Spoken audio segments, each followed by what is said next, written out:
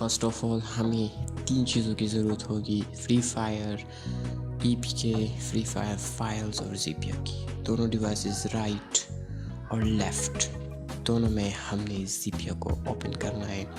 Open करने के बाद लेफ़्ट या राइट दोनों में से एक में क्रिएट पे क्लिक करना है और एक दूसरे में जॉइन पे यहीं पे लोकेशन ऑन कर लेनी है। लोकेशन ऑन, दोनों डिवाइस में अपनी लोकेशन ऑन कर लेनी है। अब वाईफाई भी ऑन करना है हमें। वाईफाई ऑन करने के बाद ब्लूटूथ का ऑप्शन है, उसे भी क्लिक करना है और अब हमें इस QR कोड स्कैन करना है।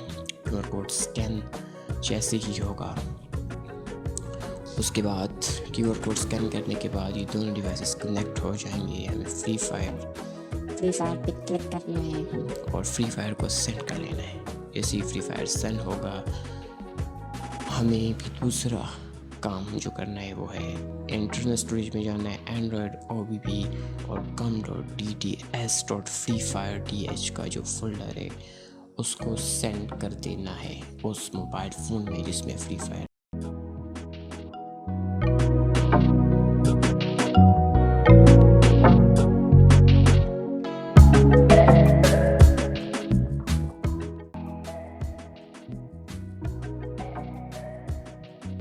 एक बात है, माई फाइल में जाना है, ऑल फाइल में जाना है, इंटरनल स्टोरेज में जाना है, ज़ैप्या में जाना है, हमें CS में जाना है, com.dts.freefire का जो फोल्डर है हमने इसे कॉपी कर लेना है।